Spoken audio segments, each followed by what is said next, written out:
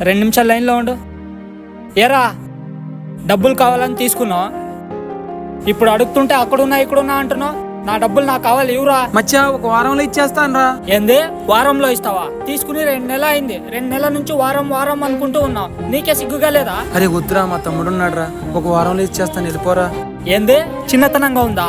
ఇది డబ్బులు తీసుకునే ముందు ఉండాలిరా. నువ్వేం చేస్తావో నాకు తెలియదు. గంటలో వస్తా, నా డబ్బులు నాకు కావాలి.